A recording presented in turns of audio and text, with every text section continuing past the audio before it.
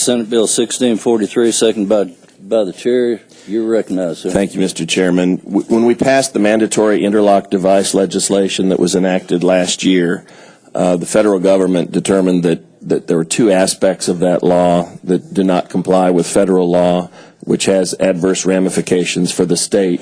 One deals with those who are convicted and report for work. They have to have an interlock device on the employer's vehicle under federal law, and this will bring us into compliance with that requirement.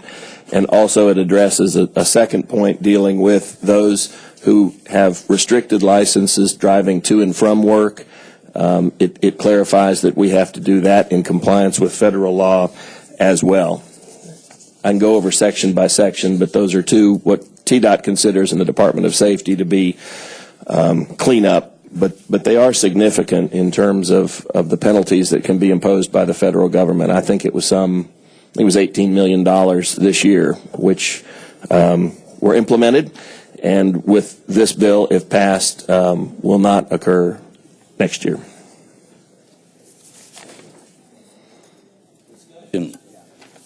Senator Kyle.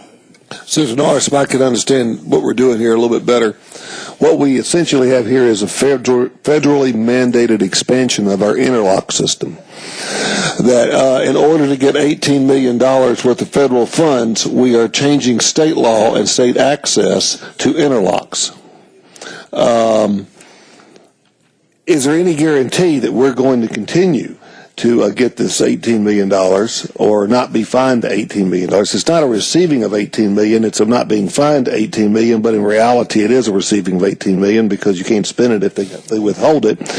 Is the Department of Transportation assured you that this money is going to be there in every budget in the future as we change this expansion of our interlock system? Mr. Chairman.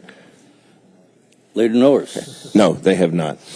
Well, then I just observed that for the next time we have an opportunity, for consistency's sake, that we're looking at the federal government asking us to expand a program that saves lives like the interlock system does and allows people to live their lives better like the interlock system does, that we remember today and remember that the $18 million